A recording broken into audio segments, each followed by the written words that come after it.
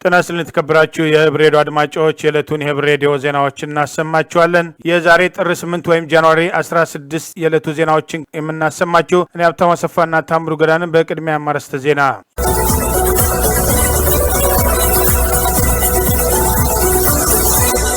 የወጣቱ አርበኛ ጥሪ፣ ዓለም አቀፉ ድርጅት ምላሽ፣ የአሳማ ልብ የተገጠመለት ላይ እየቀረበ ያለ ተቃውሞ፣ በአፋር የቀጠለው ውጊያ፣ የኦነግ ሸኔ ጥቃት፣ በእስራኤል የተገደለው ትውልደ ኢትዮጵያዊ ጉዳይ፣ በርካታ የትግራይ ተወላጆች መፈታትና ሌሎችም ወቅታዊ ዜናዎች አሉን። ዝርዝሩን እነሆ።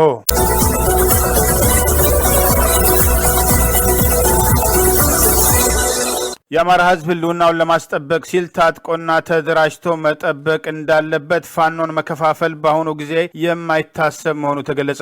የአማራ ህዝብ በተለያዩ አቅጣጫዎች የተከፈተበትን ጥቃት ለመከላከልና ዛሬ ብቻ ሳይሆን ነገም ከወለጋ አልፎ እስከ ባህር ዳር ድረስ መምጣት የሚፈልግ ኃይል እንዳለ አውቆ ራሱን ማደራጀትና መታጠቅ እንዳለበት ተገለጸ። ፋኖን ጎንደር፣ ጎጃም፣ ሸዋና ወሎ ብሎ ለመከፋፈል የሚደረገው ሙከራ እንደማይሰራና አንድ ፋኖ መሆናቸው ተገለጸ። የታላቁ አርበኛ ጎቤ መልኬ ልጆች ሁሉም በፋኖነት ዱር ቤት ያሉ ሲሆን ወጣቱ ፋኖ እሱ ባለው ጎቤ በአሁኑ ወቅት ፋኖን ለመለያየት የሚደረገው ሙከራ የማያዋጣ መሆኑና አንድ ፋኖ መሆኑን በተለያዩ ግንባሮች ከሱ ጋር አብረው ከተሰለፉ የፋኖ አባላት መካከል አንዱ ከሸዋ ሌላው ከወሎ ከጎንደርና ከጎጃም ከሁሉም አካባቢ በአንድ ላይ ተሰልፈው ጠላትን እያጠቁ መሆኑና የመንግስትን ውሳኔ ተከትሎ የአማራ ህዝብ ንብረት ተዘርፎ መቀሌ ከገባ በኋላ ባላችሁበት ቁሙ መባሉን በተቃውሞ አንስቶታል። እና አማራ እንደ አማራ ካልተደራጀ መቼም ቢሆን የችግር አይቆምም።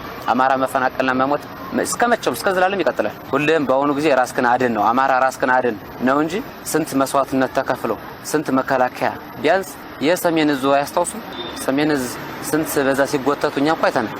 የነሱ ቢያንስ የነሱ አስከሬን ራሱ ትዝ አይላቸው ስንት መስዋዕትነት ተከፍሎ የተያዙትን ሰዎች ዝሮ መልቀቅ ማለት ይህ እኛ ዘንድ አንቀበለው። እኛ ለሞት ነው የወጣ ነው። አሁንም ዛሬም ነገም ቢሆን መንግስት ትክክል ማይሰራ ከሆነ ትክክል አሰራምር ነግሯል። ምክንያቱም ሞት እንኳን እኛ ስንት ጀግኖች ሞተዋል አልቀዋል። ለኛ ሞት ብርቃችን ነው። እንሞታለን ለአማራ ህዝብ። ግን መንግስት ያው እንግዲህ ራሱ የሆነ ነገር ይኖረዋል። ግን አሁን ሲያረው እንደቀጠለ ነው ያለ። የአማራ ንብረት ያለ መቀሌ ነው። አሁን ግን አማራ ክልል ነፃ ወጥቶ ይላል። አበርገሌ ማን ነው? ማይጸብር ያድርቀይ ማን ነው? አላማጣ ማን ነው? የኛ እኮ ነው አማራ ክልል። እንዴት ነው ወይስ የነሰጧቸው ሰጧቸው እኮ ይንገረና። የአማራ ክልል ሙሉ ነፃ ሳይወጣ ነፃ እንደወጣ ተደርጎ የሚቀርበው ቅስቀሳ አበርገሌ፣ አላማጣ፣ አዲያርቃይን ጨምሮ በጠላት ቁጥጥር ስር ባሉበት ሁኔታ ውስጥ ነፃ ወጥቷል የሚባለው ነገር መንግስት አካባቢዎችን አሳልፎ ሰጥቶ ከሆነ ይንገረን የሚል ቅሬታውን አቅርቧል። የሰሜን ዕዝ ላይ የተወሰደው ጥቃቱን ለመከላከል በተንቀሳቀሱበት ወቅት በአይኑ ማየቱን የገለጸው ወጣቱ አርበኛ እሱ ባለው ጎቤ የአቶ ስብሃት ነጋ መፈታት የነዛን የሰሜን ዕዝ ላይ ጥቃት የተወሰደባቸውን ወታደሮች ሁኔታ መለስ ብሎ አለማየት መሆኑን ገልጿል። ግን አማራ ክልል ራሱ መስጸዳና እኛ ሀሳባችን እስከ መቀሌ ነበር። ያው ግን አሁን በአስተላለፈው ጥሪ መሰረት ቁመናል፣ ተመልሰናል። ግን ነገ ማልዳ አግባብ ከሆነ እንኳን አላማጣ አይደል መቀሌ እንገባለን። ስንት አማራ ያለቀው እኮ ዘንድሮ አይተናል። ግን አማራ በየቦታው እንደ በግ እየታረደ ነው ያዘግዝቆ። ይሄን ማስተዋል አለባችሁ። ዛሬ እኔ ተመቸኝና ነገ ይደርሳል። የነሱ ግፍ ይመጣል ወደዚህ። የአማራ ፋኖ አንድና አንድ አሁን ድሮ ቀርቷል። የጎንደር የጎጃም የወሎ የሸዋ ማለት አስፈልቶናል። አሁን ግን የአማራ ፋኖ ብለን አንድ የወንድሜ ከጎጃም እቺቴ ከወሎ ነን አሉ የሸዎችም አሉ። የውሱም ስናይፐር ተኳሽ አንድ ዞር አርጋ ሳየው የወሎ ልጅ ነው። ግን በስናይፐር ዳውንት ላይ ከ60 በላይ ጁንታ የረፈረፈው እሱ ነው። ይህ ብሬድ ወቅታዊ መረጃ ምንጭ ነው። በቀድሞ የህወሓቱ የውጭ ጉዳይ ሚኒስትርና የጤና ጥበቃ ሚኒስትር ዶክተር ቴድሮስ አድሃኖም የሚዘወረው የዓለም አቀፉ ጤና ተቋም WHO ከኢትዮጵያ መንግስት በኩል የተቃውሞ ጥሪ ቢቀርብበትም ስለ ትግራይ ክልል መጮሄን አላቋረጥም አለ። የቀድሞ የህወሓቱ የፖሊት ቢሮ አባል በአሁኑ ወቅት የአሸባሪው ህወሓትን በማጀገንና በመደገፍ በኢትዮጵያ ማዕከላዊ መንግስት ቀጥተኛ ተቃውሞ የቀረበባቸው ዶክተር ቴድሮስ አድሃኖም የሚመሩት የዓለም አቀፉ የጤና ተቋም WHO ምንም እንኳን ከኢትዮጵያ መንግስት በኩል በቴድሮስ አድሃኖም ጉዳይ ቅሬታ አዘል ደብዳቤ ቢሰጠውም በትግራይ ክልል ደርሷል በተባለው የመድኃኒትና የአስቸኳይ ምግብ እርዳታ ይከፈት ጥያቄ ጩኸቴን ማስተጋባቱን ይቀጥላል አለ። WHO ዛሬ ባወጣው መግለጫው የቀድሞ የህወሓት ኢህአዴጉ የጤና ጥበቃ ሚኒስተር ቴድሮስ አድሃኖም ከመርህና ከሙያ ያፈነገጠ አስተያየታቸውን እንዲመረመር ዶክተር ቴድሮስ አድሃኖምም አይወክሉንም የሚል የኢትዮጵያ የውጭ ጉዳይ ሚኒስትር መግለጫን እንደደረሰው ያረጋገጠው የዓለም አቀፉ የጤና ተቋም WHO ወደ ትግራይ ክልል የአስቸኳይ የሰብአዊ እርዳታዎች እንዲቀላጠፉ የመጠየቅ ዘመቻው እንደሚቀጥል አስታውቋል። የትግራይ ክልል ወቅታዊ ሁኔታም ከሲኦል ጋር በማመሳሰል የዓለም አቀፉ ማህበረሰብ ጣልቃ ገብነትን የጠየቁት ቴድሮስ አድሃኖም ለቦታቸው ብቁ አይደለም፣ የአነጋገር ዘያቸው የWHOን ገለልተኛነትን ከጥያቄ ውስጥ ይከተዋል የሚል ጥያቄ ያቀረበበት WHO የትግራይ ጉዳይ ከሌሎችም ተቋማት ከሚያነሱት ጥያቄ የተለየ ባለመሆኑ ዓለም አቀፍ ጉዳይ በመሆኑ አሁንም ቢሆን ወደ ትግራይ ክልል ስለሚደረገው የእርዳታና የጤና ቁስም ተደራሽነት ጥያቄ ማቅረባችን ይቀጥላልን ብሏል። ከሰሜን ኢትዮጵያ ጦርነት ጋር በተያያዘ የተለያዩ መረጃዎችን ለአሸባሪው ህወሓት ያቀብላል ወይም ይደግፋል የሚል ወቀሳ የቀረበበት ሌላኛው የተባበሩት መንግስታት ተቋም የሆነው የዓለም አቀፉ የምግብ ፕሮግራም WFP አርብ ዕለት ባወጣው መግለጫ በሰሜን ኢትዮጵያ በመካሄድ ላይ በሚገኘው ጦርነትና የአቅርቦት ችግር የተነሳ በትግራይ ክልል የምናደርገው እንቅስቃሴ ለማቋረጥ ከመጨረሻው ምዕራፍ ላይ ለመድረስ ተገደናል ሲል አስጠንቅቋል። ዶክተር ቴድሮስ ኢትዮጵያን በተመለከተም አስተያየት ከመስጠት ይቆጠቡ፣ ከስልጣንም ይውረዱ የሚል አቋም ያንጸባረቀው የኢትዮጵያ መንግስት WHO ዛሬ ባወጣው የአቋም አለመለወጥ ጉዳይ ዙሪያ የሰጠው አፋጣኝ ምላሽ የለም። በቀጣይነትም ከWHO ጋር ስለሚኖረው ግንኙነት ወይም ትብብር ለጊዜው አልታወቀም። ዶክተር ቴድሮስ አድሃኖም የአማራና የአፋር ክልል ተፈናቃዮችን ጉዳይ ወደ ጎን በማድረግ አጠቃላይ ችግሩ ትግራይ ክልል ውስጥ ብቻ እንደተከሰተ አድርገው የማቅረባቸው ዝንባሌ ትውልደ ኢትዮጵያዊቷም የትግራይ ክልል ተወላጅ ከሆነችው ጋዜጠኛ ሄርሜላ አረጋይን ጨምሮ ማስቆጣቱና በርካታ ኢትዮጵያኖችም ቴድሮስ አድሃኖም አይወክሉንም የሚል የተቃውሞ ቅሬታ ማንሰነሳታቸውን በትላንትናው ዕለት መዘገባችን ይታወሳል። የአፋር ክልል በይፋ አሸባሪውና ወራሪው የትግራይ ኃይል በህዝብ ላይ የዘር ማጥፋት ጭፍጨፋ መቀጠሉን ገለጸ። የአማራ ክልል እስካሁን በጉዳዩ ላይ መግለጫ አላወጣም። የህወሓት የሽብር ቡድን በሰላም ወዳዱ የአፋር ህዝብ ላይ በድጋሚ እያካሄደ ያለው የዘር ማጥፋት ጭፍጨፋ በአስቸኳይ ሊያቆም ይገባል ሲል የአፋር ብሔራዊ ክልላዊ መንግስት ዛሬ ባወጣው መግለጫ ገልጿል። ግስ ከአፋርና ከአማራ ክልል 100% የአሸባሪ ቡድኑን አስወጥቻለሁ ካለበት ጊዜ ጀምሮ አስቀድሞም በአፋርና አማራ ክልል የተወሰኑ አካባቢዎች ላይ የነበረው የሽብር ኃይል ተደጋጋሚ ጥቃትና ጦርነት ሲያካሄድ እንደነበር ደጋግመን ስንዘግብ መቆየታችን ይታወሳል። አሸባሪ ህወሓት በኪልበቲ ረሱ ዞን 2 በአብላ በኩል ከታህሳስ 10 2014 ጀምሮ በተከፈተው አዲስ ግንባር በተከታታይ እየተኮሰ ባለው ከባድ መሳሪያ ንጹሃን ዜጎችን መጨፍጨፍ መቀጠሉን የአፋር ክልል መግለጫ አስታውቋል። በአፋር አካባቢ ጋሊኮማን ጨምሮ በ4 ዞኖች ውስጥ በተለያዩ ወረዳዎች የሽብር ቡድኑ ያደረሰው የዘር ማጥፋት ጭፍጨፋ በድጋሚ በኪልበቲ ረሱ ዞን በአብላና በመጋሌ በድጋሚ ተመሳይ ጭፍጨፋ እያደረሰ እንደሚገኝ ገልጿል። አሸባሪ ህወሓት ከአሁን በፊት በከፈታቸው ግንባሮች በምድር ድሮኖቹ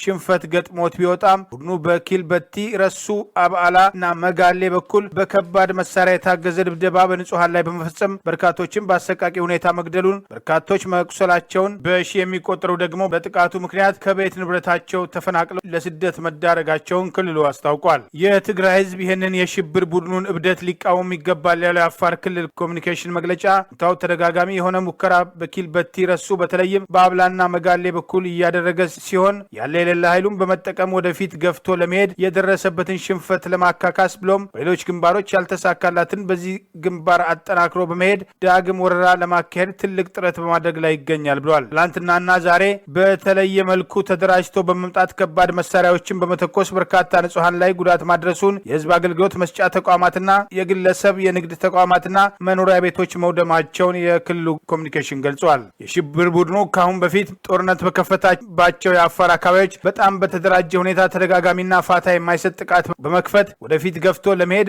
የሞት ሽረት ትግሉን እያደረገ እንደሚገኝ ያስታወሰው ይህ መግለጫ ህወሓት በከባድ መሳሪያ ንጹሃን የመግደልና የመጨፍጨፍ ተግባሩን አሁንም አላቆመም። ንጹሃን ሴት፣ ህጻናትና አዛውንት አሁንም ሰለባ እየሆኑ ነው። የዓለም ህብረተሰብ ጁንታው በድጋሚ በንጹሃን ላይ በአፋር እያደረሰ ያለውን የዘር ማጥፋት የማጥፋት ጭፍጨፋና ሰላም ወዳዱ የአፋር ህዝብ በቤቱ በሰላም እንዳያድር እያደረገ ያለውንም የሽብር ተግባር ሊያወግዝ ይገባል ሲል ጥሪ አቅርበዋል። በእንዲህ እንዳለ የአማራ ክልል መንግስት ሰራዊቱ ባለበት እንዲቆም ተደርጓል። ከአማራና አፋር ክልል የሽብር ቡድኑ ተጠራርጎ ወጥቷል ካለበት ጊዜ ጀምሮ በአበርገሌ በራያና በአዲ አርቃይና አዲ ረመጥ አካባቢዎች ላይ ያሉ ውጊያዎችን በተመለከተ እስካሁን ይፋ መግለጫ አልሰጠም። የብሬዳ ወቅታዊ መረጃ ምንጭ ነው። አንድ ዓመት ያስቆጠረው የሰሜን ኢትዮጵያ ጦርነት ወላፈኑ በዲያስፖራው ማህበረሰብ የኢትዮጵያን አማኞችን ከሁለት እየከፈላቸው መምጣቱም ተስተዋለ። እንደ አሶሴትድ ፕሬስ ዘገባም በአሜሪካ ኮሎምቦስ ኦሃዮ የምትገኘው በኢትዮጵያ ኦርቶዶክስ ተዋሕዶ ቤተክርስቲያን የቅድስት ሥላሴ ቤተክርስቲያን በሺዎች ለሚቆጠሩ ምዕመናኖቿ የመግባቢያ ቋንቋም የሆነው የኢትዮጵያ ኦፊሴላዊ ቋንቋም አማርኛ ቋንቋ ሲሆን ነገር ግን ህወሓት በሰሜን እዝ ላይ የዛሬ አንድ ዓመት የለኮሰውን ትንኮሳና ጦርነትን ተከትሎ 8000 ማይል ርቀት ላይ የምትገኘው የኦሃዮ ቅድስት ሥላሴ ቤተክርስቲያን የመግባቢያ ቋንቋም ከአማርኛ ወደ ትግርኛ ቋንቋም እንዲለወጥ መደረጉ በአንድ ወቅትም አሃቲ ቤተክርስቲያን ወይም አንዲት ቤተክርስቲያን ያሉ የአንድ እምነትን ልጆችን ሆድና ጀርባም አድርጓቸው ጉዳዩ ወደ ፍርድ ቤትም ተመርቷል ይላል የአሶሴትድ ፕሬስ ዘገባ። የቤተክርስቲያኑ መስራቾች መካከል አንዱ የሆኑትም የትረስቲ ቦርዱ አባላትም የቤተክርስቲያኒቱ አስተዳዳሪዎችም መተዳደሪያ ደንቡን ወደ ጎን በማድረግ ያለ ሰበካ ጉባኤና ምዕመናኑ ይሁንታ የአማርኛ ቋንቋን በትግርኛ ቋንቋ ለመለወጥ ጥረት አድርገዋል የሚል ቅሬታ አዘል ክስ ያቀረቡ ሲሆን የቤተክርስቲያኒቱ አስተዳዳሪዎች በበኩላቸው የትግርኛ ቋንቋ የታከለው የአማርኛ ቋንቋን በትግርኛ ለመተካት ሳይሆን በርካታ ምዕመናኖችን ለማዳረስና ወንጌልም ለመስበክ በማሰብ ነው፣ ከጀርባውም የፖለቲካ አንድምታ የለውም በማለትም ለማስተባበል ሞክረዋል። መቀመጫውን በሰሜን ካሮላይና ግዛት ያደረገው በሰሜን አሜሪካ የአማራ ማህበር አማራ አሶሲዬሽን ኦፍ አሜሪካ ሊቀመንበር የሆኑት አቶ ቴድሮስ ትርፌ በአጠቃላይ ሁኔታዎች ዙሪያ በሰጡት አስተያየት ኢትዮጵያውያን እንደ ድርና ማግም ያስተሳሰራቸው ወሳኝ የሆኑ እሴቶቻችን እንደ ቀልድ እየተበጣጠሱ ይገኛሉ። ለዚህ ሁሉ ዋነኛ ተጠያቂው አገሪቱ የተከተለችው ጎሳ ተኮር አገዛዝ ዜጎቿ እርስ በርሳቸው እንዲናቆሩ አይንና ናጫ እንዲሆኑ አድርጓቸዋል። ጦርነቱም የዚህ ውጥረት ነጸብራቅ ነው። ይህ አይነቱም ከፋፍለ ግዛው መዋቅር እስካላቆመ ድረስ ሌላ ዙር ጦርነት አይቀሬ ነው ሲሉ አቶ ቴድሮስ ቅሬታ አዘል አስተያየታቸውን ሰንዝረዋል። የሽሬም ትግራይ ክልል ተወላጇ የኒውዮርክ ግዛት ነዋሪዋ ሳባ ደስታና የዳባት አማራ ክልል ተወላጁ የቶሮንቶ ካናዳ ነዋሪው ተፈሪ ዘመነ የሰሜኑ ኢትዮጵያም ጦርነት በቤተሰቦቻቸውና በማህበረሰባቸው ላይ ምን ያህል ቀጥተኛ ጉዳት እንዳደረሰባቸው ምሬታቸውን ለአሶሴትድ ፕሬስም አካፍለውታል። ታላቁ መጽሐፍ እኔ ክርስቶስ እንጂ የጳውሎስ ነኝ የኬፋ ነኝ አትበሉ ቢልም ይህንን ስሜታዊ ድርጊትን በጽኑ ቢያወግዘውም በአንዳንድ አካባቢዎች የኢትዮጵያም ሰንደቅ ዓላማን በማውረድ በምትኩ በሕግ ሊያስጠይቅ በሞራልም ተጠያቂነት ለሚያደርግ ሁኔታ የትግራይ ቤተክርስቲያን የሚልና የህወሓትን አርማ የሰቀሉ ቤተ እምነቶችም መኖራቸውን ለመታዘብ ተችሏል። በኦሮሚያ የኦነግ ሸኔ እንቅስቃሴ ትኩረት እንዳልተሰጠውና በሁሉም ዞኖች በሚባል ደረጃ ጥፋት እያደረሰ መሆኑ ተገለጸ። የኦሮሚያ ክልል በተደጋጋሚ በኦነግ ሸኔ ላይ የሚወሰዱ እርምጃዎች ተጠናክረው መቀጠላቸውና ኦነግ ሸኔን ደመሰስን ያዝን የሚለው መረጃ ጎን ለጎን በኦነግ ሸኔ ላይ የተወሰደ ያለው እርምጃ የላላና ተገቢው ትኩረት እንዳልተሰጠ እየተገለጸ ነው። በኦሮሚያ ክልል ውስጥ ያለው የጸጥታ ሁኔታ ትኩረት የተሰጠው አይመስልም። በሁሉም ዞኖችና ወረዳዎች ኦነግ ሸኔ እያደረሰ ያለው ጥፋት በቸልታ እየታለፈ ነው ሲል ጋዜጠኛ ጎበዜ ሲሳይ ገልጿል። ትኩረትም እንዲሰጠው የተፈለገ አይመስልም። ከኬንያ እስከ ሻሸመኔ ድረስ ባለው አውራ ጎዳና በህዝብ ትራንስፖርት ሳይቀር በመንቀሳቀስ እየፈጸመ ያለውን ጥፋት ከመከላከል ይልቅ በታጣቂዎች የደረሰባቸው ስላለው ጥቃት የሚናገሩ ሰዎችን መንግስት ሲኮንን ይሰማል በማለት ድርጊቱን አውግዟል። በተደጋጋሚ የኦሮሚያ ብልጽግና የቀድሞ ኦህዴድ ግማሽ አካሉ ከአመራር ጀምሮ እስከ ታችኛው መዋቅር ድረስ ለኦነግ ሸኔ ሁኔታዎችን በማመቻቸት ወንጀል ሲፈጽሙ አይተው እንዳላየ በመሆን በአማራ ብሔር ተወላጆች ላይ ብቻ ሳይሆን ድርጊታቸውና ዓላማቸውን በተቃውሞ የኦሮሞ ብሔር ተወላጆች ህይወትና ንብረት ላይ ጭምር አደጋ እያደረሱ መንግስት ተገቢውን እርምጃ አለመውሰዱ ተደጋጋሚ ወቀሳ ሲያስከትልበት ቆይቷል። ይህ በእንዲህ እንዳለ መጪው ሀገራዊ ውይይትና ምክክርን ተከትሎ መንግስት አሸባሪዎቹ ህወሓትና ኦነግ ሸኔን ከአሸባሪነት ፍቆ በውይይት ለማሳተፍ ፍላጎት እንዳለው ተደጋግሞ የተገለጸ ሲሆን በተለይም የአቶ ስብሃት ነጋ መፈታትን ተከትሎ የህዝብ ቅሬታ ማደግ የመንግስትን ውሳኔ ለጊዜው ያዘገየው ካልሆነ በስተቀር ዋና ዓላማው አቶ ስብሃት ነጋን መፍታት ብቻ ሳይሆን ህወሓትን በድርድር ስም ዳግም ወደ ጠረጴዛ ጠረጴዛ ማምጣት መሆኑ መንግስት ጦርነቱን በሰላማዊ መንገድ እፈታለሁ ማለቱን ተከትሎ ሲሰጡ የነበሩ አስተያየቶች እንደነበሩ ይታወሳል። የህዝብ ተወካዮች ምክር ቤት የመንግስት ተቆጣጣሪ ድርጅት ቋሚ ኮሚቴ ሰብሳቢና የአማራ ብሔራዊ ንቅናቄ አብን የፖለቲካ ጉዳይ ኃላፊ አቶ ክርስቲያን ታደለ ብሔራዊ ምክክሩ አገር ለመታደግ ቁልፍ መፍትሄ እንዳለው ገልጸዋል። አገሪቱ ከገጠማት አደጋ ለመታደግ የጋራ ምክክሩ እጅግ ጠቃሚና አስፈላጊ መፍትሄ መሆኑን የገለጹት አቶ ክርስቲያን አገሪቱ በሂደር በመጡ ችግሮች የተለያየ ፍላጎቶች፣ አመለካከቶችና ዋልታ ረገጥ ጥያቄዎች ባላቸው የፖለቲካ ኃይሎች ተወጥራ አገረ መንግስቱና የሀገሪቱ ህልውና ጥያቄ ውስጥ ከገባ ውሎ አድሯል። የተለያዩ አመለካከቶችና ጥያቄዎች እንደ ውበት ተቆጥረው ለውይይት በር ከፋች መሆን ሲገባቸው አልፈው ለዜጎች ሞትና ስቃይ እንዲሁም የጦርነት መነሻ ሆነዋል ብለዋል። ብሔራዊ ምክክሩ በህዝብ ተወካዮች ምክር ቤት ቅቡልነት ያለው ጉዳይ ከመሆኑ በላይ በምክክሩ የሚነሱ ሀሳቦች ለሀገሪቱ መጻኢ ዕድል ወሳኝ መሆናቸውን የጠቀሱት አቶ ክርስቲያን ለዘላቂ መተማመንና መከባበር በብሔራዊ ምክክሩ በይቅርታ የሚታለፉ ጉዳዮች በይቅርታ በማለፍ በይቅርታ የማይታለፉትን በህግ ተጠያቂነት ስር እንዲወድቁ ማድረግ እንደሚያስፈልግ ገልጸዋል። ሲኦልም ወርጄ ቢሆን ኢትዮጵያን አፈርሳለሁ ከሚል አሸባሪ ቡድን ጋር ግን ፈጽሞ አገራዊ ምክክሩና ድርድሩ መካሄድ የለበትም ሲሉ አቋማቸውን ገልጸዋል። ይህ ብር ሬዲዮ ወቅታዊ መረጃ ምንጭ ነው። ካሜሮን በማስተናገድ ላይ በምትገኘው የአፍሪካ እግር ኳስ ውድድር ላይ ተሳታፊ በመሆን ከምድቡ የመጨረሻው ተርታ ላይ የሚገኘው የኢትዮጵያ ብሔራዊ ቡድን አሰልጣኝ ውበቱ አባተም በነገው ዕለት ለሚካሄደው ፍልሚያ የስትራቴጂክ ለውጥ እንደሚያደርጉ አስታወቁ። ከቀድሞም የአፍሪካ ሻምፒዮና የቡርኪና ፋሶ ቡድን ጋር በነገው ዕለት የመጨረሻ እድሉን የሚሞክረው የኢትዮጵያ ዋሊያ ብሔራዊ ቡድን በበርካታ የስፖርት ተንታኞች ዘንድ ባጫወቱ የተሳካለት ነገር ግን በፍጻሜ ያልተቋጨለትም የቆሰለ አንበሳም ወንድድ ላዮን ሲሉም ጠርተውታል። በትንሿም የአፍሪካ አገር ኬፕ ቬርድ በ10 ተጫዋቾቹ በጠበበ ልዩነት የተሸነፈው የመጀመሪያው ግጥሚያው ላይ ድል በማስቆጠር ሁለተኛ ዙር ግጥሚያውን በአስተናጋጇ ካሜሮን 4-1 በሆነ አጠቃላይ ውጤት የተሸነፈው የኢትዮጵያው ብሔራዊ ቡድን በነገ ዕለት ከቡርኪና ጋር የሚያገኘውን ወሳኝና ታሪካዊ ግጥሚያን በተመለከተም አሰልጣኝ ውበቱም ለመገናኛ ብዙሃናት በሰጡት አስተያየትም ሁለት ከባባድ ግጥሚያዎችን መሸነፋችን እውነት ነው፣ ነገር ግን ከዚህ ግጥሚያ አውንታዊ ትምህርትን በመቅሰማችን ደስተኞች ነን። የቀድሞ አጫዋታችን ከቡርኪና ጋር ለሚኖረን ፍልሚያ ጠቀሜታ አለው። ቡርኪና ፋሶዎች በጣም ጠንካራ ተጫዋቾች መሆናቸውን እናውቃለን ብለዋል። አሰልጣኝ ውበቱ በመቀጠልም ወደ ካሜሮን የመጣ ነው እኛ ለጉብኝት አይደለም። ስለዚህም ለተጫዋቾቼ የመከርኳቸው ነገር ቢኖር በነገው ዕለት ከቡርኪና ፋሶ ጋር በምናደርገው ግጥሚያ 100% ትኩረት እንዲያደርጉ መክሬያቸዋለሁ። በዚህ ግጥሚያችን ላይ የስትራቴጂክ ለውጥም በማድረግ ከቡርኪና ፋሶ ቡድን ላይ ድል እንቀዳጃለን ብዬ ተስፋ አደርጋለሁም ብለዋል። ከባድ ቡድኖች ጋር መመደቡን የተናገረው የኢትዮጵያ ብሔራዊ ቡድን አምበል የሆነው ማስዑድ መሐመድ በበኩሉ በሰጠው አስተያየት ውድድራችን በመጀመሪያ ደረጃ በመልካም ሁኔታ ብንጀምረውም በኋላ ግን ችግሮችም ተጋርጠውብናል። ይሁን እንጂ ከቡርኪና ፋሶ ጋር በምናደርገው ግጥሚያም አሰላለፋችንን በመቀየር ማሸነፍ ላይ እናተኩራለንም ብሏል። የቡርኪና ፋሶ አሰልጣኝ ካሙ ማሉ የነገው ፍልሚያን በተመለከተ በሰጡትም አስተያየት ወሳኝ ተጫዋቾቻችን መካከል ቤርታ ትሮቨር የመሳሰሉ ተጫዋቾቻችን በመመለሳቸው በጣም ደስተኞች ነን። በነገው ዕለት ከኢትዮጵያ ብሔራዊ ቡድን ጋር የምናደርገው ፍልሚያ ማሸነፍ ላይ ብቻ ያተኮረና ወሳኝ በመሆኑ ለተጫዋቾችም ጨዋታው የሞትና የሽረት ግጥሚያ መሆኑን አጥብቀው እንዲያተኩሩ ነግሬያቸዋለሁም ብለዋል። ካሜሮን ከምድቧ 6 ነጥብ በመያዝ ለቀጣዩ ውድድር ኃላፊነቷን ያረጋገጠች ሲሆን ቡርኪና ፋሶና ኬፕ ቬርድ በግብ ልዩነት 3 ነጥብ በመያዝ ኢትዮጵያ 0 ነጥብ በማግኘትም ተፋጠዋል። ጦርነቱ ገና አልተጠናቀቀም። ወልቃይት የውስጥ ባንዳዎችና የውጭ ጠላቶች አይን ያረፈበት በመሆኑ ነቅተን መጠበቅ አለብን ሲሉ የአካባቢው ባለስልጣን ጥሪ ያቀረቡ።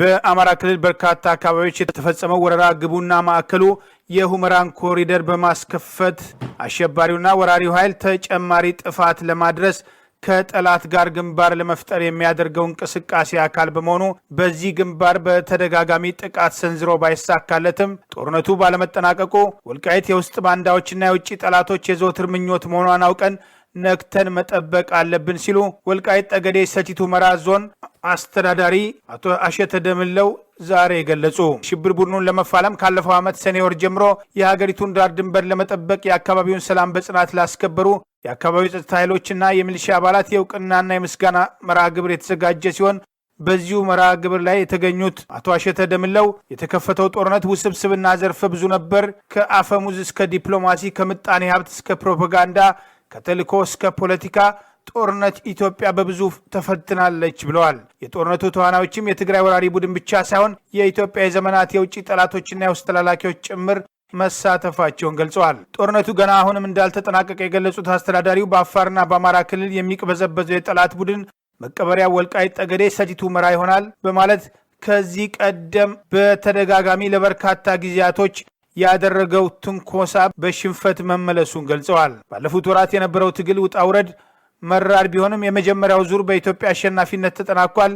በቀጣይም ስህተቶቻችንን ተምረንና ጥንካሬዎቻችንን አስቀጥለን እንደ አንድ ልብ መካሪ፣ እንደ አንድ ቃል ተናጋሪ ሆነን እንቀጥላለን ያሉት ዋና አስተዳዳሪው ይህ የምስጋናና የእውቅና መርሃ ግብር ባለፈው ምስጋና ለቀጣዩ አደራ ነው ሲሉ ገልጸዋል። በዚህ ዞን ከደርዘን በላይ ሙከራ ያደረገው አሸባሪውና ወራሪው ኃይል ህልም ቅዠት መሆኑን ያስታወሱት ኃላፊው የሽብር ቡድኑ ከፍተኛ አመራሮች አቅጣጫቸውን ቀይረው በአማራና አፋር ንጹሐን ላይ ለመናገር የሚከብድ ግፍ፣ በደልና ዘረፋ ፈጽመዋል ሲሉ ሁኔታውን አስታውሰዋል። አሸባሪው የትግራይ ቡድን የውጭ ዞምቢዎች አካባቢውን አብዝተው ይፈልጉታል። ይህ አካባቢ መልሰው በእጃቸው ለማስገባት እስከ ሲኦል ለመውረድ የቻሉትን ያህል ሞክረዋል ብለዋል። ይህ በእንዲህ እንዳለ ህወሓትን ትረዳላችሁ ተብለው በቁጥጥር ስር ውለው የነበሩ በርካታ የትግራይ ተወላጆች በመንግስት ምህረት ተሰጥቷቸው መፈታታቸውን የትግራይ መረጃ የሆነው ግዕዝ ሚዲያ ዘግቧል። ይህ ህብር ሬዲዮ ወቅታዊ መረጃ ምንጭ ነው። በአንድ የእስራኤል ፖሊስ ባልደረባ ልጃቸው የተገደለው ትውልደ ኢትዮጵያዊው ወይም ቤተ እስራኤላዊው ወላጆች ከፖሊስ የደም ካሳ ተቀበሉ ተብሎ ሰሞኑን የተሰራጨውን ዜና በጽኑ አስተባበሉ። የ19 ዓመቱ ወጣት ሰለሞን ተካም ከዛሬ 3 ዓመት በፊት እንደ ፈረንጆቹ በ2019 በአንድም በመደበኛ ስራ ላይ ባልነበረ የእስራኤል ፖሊስ ባልደረባ በሃይፋ ከተማ አቅራቢያ ከሚገኘው ኪሪያት ሃይም ከተባለው አካባቢ በጥይት ተመቶ ህይወቱ ማለፉን ተከትሎ በመላው እስራኤል እኔ ሰለሞን ነኝ ፍትህ ለሰለሞን የሚል ታላቅ ህዝባዊ ቁጣ መቀስቀሱን መዘገባችን ይታወሳል። ይህ ከዘረኝነትና ከፍትህ እጦት ጋር የተያዘ አነጋጋሪ ጉዳይን በተመለከተ የኦዲየት አህሮኖት የተባለው የእስራኤል ጋዜጣም ባለፈው አርብ የእስራኤል ፖሊስ ለሟች ሰለሞን ቤተሰቦች 1.8 ሚሊዮን የእስራኤል ሼክል ወይም 580 ሺህ የአሜሪካን ዶላር ካሳ ለመክፈል በሟች ሰለሞን ቤተሰቦችና በፖሊስ መካከል ከስምምነት ላይ ተደርሷል። የእስራኤል የገንዘብ ሚኒስትር ጥያቄውንም በቅርቡ ተፈጻሚ ያደርገዋል ተብሎ ይጠበቃል በማለትም አስነብቦ ነበረ። ይሁን እንጂ በእስራኤል የሚገኘው የህብር ራዲዮ ተባባሪ ሞላም ቀስቅስም የሟች ሰለሞን ወላጅ አባት አቶ ወርቄ ተካም ከከአን ራዲዮ ጋር ያደረጉትን ቃለ ምልልስ ዋቢ አድርጎ ከላከልን መረጃ ለማወቅ እንደተቻለው በእስራኤል ፖሊስና በሟች ሰለሞን ቤተሰቦች መካከል ስምምነት ተደረሰ ተብሎ የተዘገበውን የእስራኤል ሚዲያም ዘገባን አቶ ወርቄ እንደ ማንኛውም ሰው ከመገናኛ ብዙሃናት ከመስማታቸው ውጪ ተደረሰ በተባለው የካሳ ስምምነት ጉዳይ ምንም እንደማያውቁም በጉዳዩም ዙሪያ አለመደራደራቸውን አቶ ወርቄ ተካም አስረግጠው በመናገር የልጃቸው ሰለሞን ገዳይ ተብሎ የተጠረጠረው ፖሊስ ዛሬም ለህግ እንዲቀርብላቸው የተማጽኖ ጥሪያቸውን አሰምተዋል። ተባባሪያችን ሞላም ለዝግጅት ክፍላችን በሰጠን ጥቆማም በእስራኤል ሚዲያዎች ላይ የወጣው የካሳ ስምምነት ተደረሰ የሚለው ዜና ምናልባት የሟች ሰለሞን ቤተሰቦችንና በፍትህ እጦት ዛሬ ድረስ ለተቃውሞ ሰልፍና ለቁጣ የሚወጣውን ቤተ እስራኤላውያንና ትውልደ ኢትዮጵያን የልብ ትርታን ለማዳመጥ ታስቦ ይሆናል ሲል ግምቱን ሰንዝሯል። እንደ የኦዲት ጋዜጣም ዘገባም ከሆነ እስከዛሬ ድረስ ስሙ እንዳይገለጽ በፍርድ ቤት የተከለከለው የሰለሞን ገዳይ የተባለው ፖሊስ ወደ መደበኛ ስራው እንዲመለስ መወሰኑን ተከትሎ የኢትዮጵያ ኮሚኒቲ ክፉኛ በመቆጣቱና ጉዳዩ በእስራኤል የፍትህ ስርዓት ውስጥ ምን ያህል ዘረኝነት መናሩን ያመላክታል የሚል አንድምታ ማስነሳቱን አውስቷል። ከሟች ሰለሞን ተካም ግድያ ጋር በተያዘ ጥፋተኛ ሆኖ ከተገኘ የፖሊስ ባልደረባው እስከ 3 ዓመት እስራት የሚጠብቀው ሲሆን ጉዳዩም በሂደት ላይ መሆኑን ዘገባው አክሎ ገልጿል። ህወሓትን መደገፍ የትግራይ ህዝብ ላይ የሚደረግ እልቂት እንደመደገፍ ይቆጠራል ሲሉ የኢዜማ ስራ አስፈጻሚ ኮሚቴ አባል ገለጹ። 5.2 ሚሊዮን ህዝብ ለረሃብ አደጋ ያጋለጠ ድርጅት በሀገርም በዓለም አቀፍ ህግም መጠየቅ ያለበት ወንጀለኛ ድርጅት ነው። ለትግራይ ረሃብና ለትግራይ ህዝብ መከበብ የቅድሚያ ተጠያቂው የህወሓት አመራር ነው። የዚህ ድርጅት አመራርን መደገፍ ለትግራይ ህዝብ እልቂት እንደ መተባበር ይቆጠራል። በመሆኑም በህግም በሞራልም ያስጠይቃል ሲሉ የኢትዮጵያ ዜጎች ለማህበራዊ ፍትህ ኢዜማ ስራ አስፈጻሚ አባል የሆኑት አቶ ተክሌ በቀለ ገለጹ። አቶ ተክሌ በማህበራዊ ገጻቸው ህወሓት ሰሞኑን 5.2 ሚሊዮን የሚሆን የትግራይ ህዝብ ለረሃብ አደጋ ተጋልጧል የሚለውን ቅስቀሳ በመቃወም የፌዴራሉ መንግስትም ሆነ አጎራባች የክልል መንግስታት ከትግራይ ህዝብ ጎን በመቆም ናይጄሪያዋ የቢያፍራ ግዛት መልካም ልምምዱን ብቻ በመውሰድ ለዓለም ጥሩ ተሞክሮ እንዲኖረን እንደሚያደርጉ የምናምን ዜጎች ብዙ ነን ብለዋል። ያን ሁሉ ስህተት ወንጀል ፈጽመው ምንም እንዳላደረጉ ለሰላም እጅ ከመዘርጋት ከ5.2 ሚሊዮን ህዝብ በላይ በረሃብና በመድኃኒት እጦት ሊጠፋ ይችላል። በህዝብ እልቂት ፖለቲካ ነግደው ሊያተርፉ ይፈልጋሉ በማለት የህወሓት አመራሮችን ወቅሰዋል። በሌላ በኩል በአሁኑ ወቅት በአገር ቤት የምትገኘው ጋዜጠኛ ሄርሜላ አረጋዊ የትግራይ እውነተኛ ጀግኖች የህዝብን ደህንነት በማሰብ ከመንጋ አስተሳሰብ የወጡ ናቸው አለች። የትግራይ ተወላጅ እውነተኛ ጀግኖች ከመንጋ አስተሳሰብ ለመውጣት ድፍረት የኖራቸውና የህዝባቸውን ደህንነት በማሰብ ከሽብር ቡድኑ ትህነግ የጥፋት መንገድ ራሳቸውን የነጠሉ እንደሆኑ የጠቀሰችው ሄርሜላ ስለ ፖለቲካ ቡድኖች ያለውትን አስተሳሰብ ለመለወጥ ነፃ ነዎት በማለት ለትግራይ ተወላጆች ጥያቄ አቅርባለች። ያን ያክል ከባድ አይደለም፣ ሰዎች ሃይማኖትን ቀይረውም ጭምር ይኖራሉ በማለት አያሌ አማራጮች ባሉበት ዓለም ውስጥ አሸባሪ ህወሓትን ብቻ ከኔ ውጪ ህልውና የለህም በሚል የሚሰብከውን የትግራይ ህዝብ እንዲ ነቃ ጠይቃለች። የመንግስትን ወደ አገር ቤት ጥሪ ተቀብላ በአሁኑ ወቅት ኢትዮጵያ የምትገኘው ትውልደ ኢትዮጵያዊቷ የቀድሞ የሲቢኤስ ጋዜጠኛ ሄርሜላ አረጋዊ ኖሞር ወይም በቃ የሚለው ዘመቻ አስተባባሪዎች አንዷ ስትሆን በተደጋጋሚ ባቀረበቻቸው ጥሪዎች የትግራይ ተወላጆች ከአሸባሪው ትህነግ የጥፋት መንገድ ይልቅ ከእውነትና ከህዝብ ጎን እንዲቆሙ ጥያቄ አቅርባለች። ይህ በእንዲህ እንዳለ መንግስት ከአሸባሪ ህወሓትና ከሌላው አሸባሪ ኦነግ ሽኔ ጋር ጥብቅ ግንኙነት በማድረግ አዲስ አበባን ጨምሮ በተለያዩ ከተሞች የህዝብ ሰላምና ደህንነትን አደጋ ውስጥ ለመጣል ተንቀሳቅሷል ብሎ በጥርጣሬ ያዛቸውን ብዙዎቹን በምህረት መፍታቱን ቀደም ብሎ ማስታወቁ ይታወሳል። ይህ ብር ሬዲዮ ወቅታዊ መረጃ ምንጭ ነው። በቅርቡ 100 ኪሎ ግራም ከሚመዝን የአሳማ ልብ ሰውነት የተወሰደ ልብ እንዲተከልላቸው ተደርጎም ዓለም ጉድ ያሰኙት አሜሪካዊው ገመምተኛ በቆየ ገጠመኛቸው ወይም ታሪካቸው የተነሳም ወቀሳም ገጠማቸው። ከአሳማ የተወሰደ ልብ ወደ ሰውነታቸው ገብቶም የመጀመሪያው የዓለማችን የተሳካ የቀዶ ጥገና ውጤት የሆኑት የ57 ዓመቱ የሜሪላንድ ነዋሪው ዴቪድ ቤንት ተጨማሪ ህይወት እንዲኖራቸው ዶክተሮች የመጀመሪያውን የተሳካ የዓለማችን የልብ ተከላ ቢያካሄዱም የዴቪድን አዲስ ህይወት ማግኘት የሰሙ የኤድዋርድ ሸምከር የተባለ ቤተሰቦች በእጅጉ ቅር መሰኘታቸውን ለዋሽንግተን ፖስት ጋዜጣም ተናግረዋል። ነገሩ እንዲህ ነው። በአሜሪካው የሜሪላንድ የሜዲካል ዩኒቨርሲቲ አማካኝነት ከአሳማ ልብ የተተከለላቸው ዴቪድ እንደ ፈረንጆቹ አቆጣጠር በ1988 ኤድዋርድን 7 ቦታ በመደብደብ ለ19 ዓመታት አካለ ስንኩል ወይም ፓራላይዝድ እንዲሆን በማድረግ ኤድዋርድም ከስትሮክ ህመም ጋር በተያዘ 41ኛ የልደት በዓሉን ለማክበር 1 ሳምንት ሲቀረው ከዚህ ዓለም በሞት ይለያል። በወንድማቸው ኤድዋርድ ሞት ምክንያት ለሆኑት ዴቪድን በዓለማችን አስገራሚና የመጀመሪያው የአሳማ ልብን እንዲያገኙ መደረግ በሳይንስ ግኝት መልካም መሆኑን የተረዱት የሟች ኤድዋርድ ታላቅ እህት ሌሲሌ ሸምከር ወንድሜን በመደብደብ ለ19 ዓመታት ለከባድ ችግር ለተንቀሳቃሽ ጋሪ የዳረገው ወንድሜ በአጭር እድሜው እንዲቀጭ ምክንያት የሆነው ዴቪድ ሁለተኛ የመኖር እድል እንዲያገኝ ሲደረግ ሰሞኑን ተገኘ በተባለው አዲስም የአሳማ ልብን ለሰው ልብ መትከል ዴቪድ ጀግና የሚል ስያሜ ሲያገኝ ወንድሜ ግን ሁለተኛ የመኖር እድል በዴቪድ ተነፍጎ ወንድሜ ለመሪር መከራ ቤተሰባችንም ለከፋ ሐዘን ተዳርገን ቆይተናል። በእኔ እምነት ይህ አይነቱ የሁለተኛ እድል ማግኘት ለወንጀለኛም ለሆነው ተከሳሹ ዴቪድ አይነቱ ሳይሆን ለሌሎች መሆን ነበረበትም ሲሉ ቅሬታቸውን ለዋሽንግተን ፖስትም አጋርተዋል። የአሳማ ልብም ለዴቪድም የተከለው የሜሪላንድ ሜዲካል ዩኒቨርሲቲ በጉዳዩ ዙሪያ ስለ ዴቪድም የቀደመ የወንጀል ታሪክ ዙሪያም ተጠይቆ አስተያየት ከመስጠትን ተቆጥቦ ነገር ግን ለኤልኤዲ ባይብል በጽሁፍ በሰጠው ምላሽ በራችንን ላንኳኳ ማንኛውም ታማሚም ተገቢውን ሕክምና መስጠትና ነፍስ ማዳን ዋነኛ መርሃችን እንጂ ጉዳዮችን አንመለከትም። እኛ ስለቀደመ የሰዎች ታሪክም አናመለከትም ብሏል።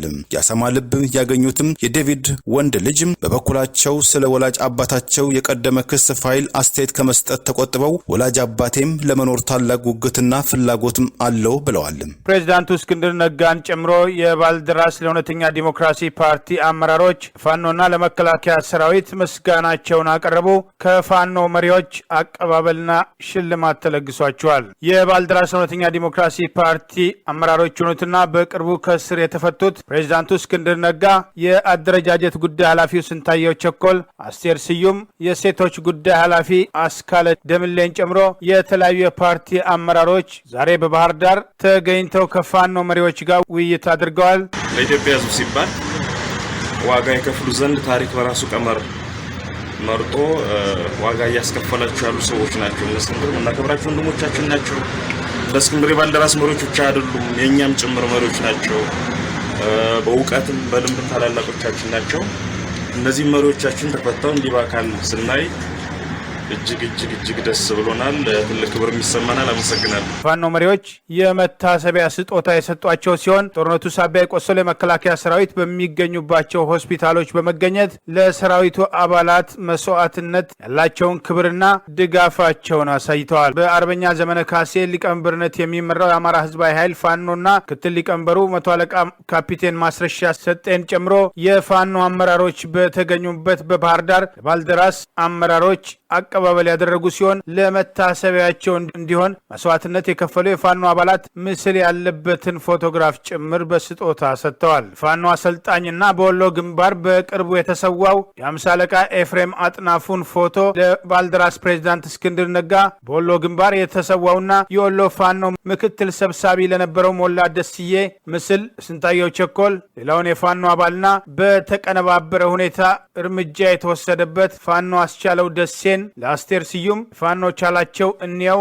ለአስካለ ደምሌ የተበረከተ ሲሆን በወቅቱም የቀድሞ የሰማያዊ ፓርቲ ፕሬዝዳንት ኢንጂነር ይልቃል ጌትነት በተገኙበት መጠነኛ ውይይት ማድረጋቸው ታውቋል። ይህ በእንዲህ እንዳለ የባልደራስ አመራሮች የተለያየ መስዋዕትነት በከፈሉ የፋኖ አባላት ቤተሰቦች በመገኘት ለማጽናናት የሞከሩ ሲሆን በክብር ለተሰዋው ፋኖ ሞላ ደስዬ መታሰቢያ እንዲቆምለት የባልደራስ አመራሮች በቤተሰቦቹ ቤት በተገኙበት ወቅት ባለቤቱ ጥያቄ ማቅረቧም ተገልጿል። በወሎ ቦሩ ሜዳ ግንባር ከትግራይ ወራሪ ኃይል ጋር ሲፋለም በክብር የተሰዋው የራያው ፋኖ ወይም ጤንኛው የጀግናው ሞላ ደስዬ ቤተሰቦችን ዛሬ እሁድ ጥር 8 2014 ዓ.ም የባልደራስ አመራሮች ባህር ዳር በሚገኘው ቤቱ ተገኝተው ያጽናኑ ሲሆን የጀግናው ባለቤት ወይዘሮ ህይወት ሞላ በጣም ጀግና ነው። በዚህ መንግስትም ሲታሰር ሲፈታ ነው የቆየው። ለምን ፋኖ ሆንክ ተብሎ ነው የታሰረው። ለምን ፋኖ አደራጀ ተብሎ ይታሰር ነበር። ተራ ሰው አልነበረም። ጀግንነቱ አልተነገረም። ጀግንነቱ እንዲነገርለት ነው የምፈልገው። ገንዘብ አልፈልግም። መታሰቢያ እንዲቆምለት ፈልጋለሁ ማለታቸው ተገልጿል። የጀግና ሽኝት እንዳልተደረገለት ለአማራ ብሎ ሲሳደድ ነው የኖረው። ልጁን እንኳን ሳያይ ነው የሄደው። ለእናቱም አንድ ልጅ ነው በማለት ለከፈለው መስዋዕትነት ተገቢው ክብር እንዲሰጠው ጠይቀዋል። እነ እስክንድር እንዲሁ በባህር ዳር በክብር የተሰዋው የፋኖ ማንደፍሮ አድማስ 40ኛ ቀን መታሰቢያ ላይ በመገኘት ቤተሰቦቹን ለሀገር የከፈለው መስዋዕትነት በማስታወስ ማጽናናታቸውም ተገልጿል። ይህ ህብር ሬዲዮ ወቅታዊ መረጃ ምንጭ ነው። መንግስት አሸባሪዎቹን ሳይደመስስ በህግ ተፈላጊ የሆኑ የሽብር ቡድኑ አመራሮችን መልቀቁን በመቃወም የኢትዮጵያ ማህበረሰብ ሰብአዊ ድርጅቶች በጋራ መግለጫ ሰጡ።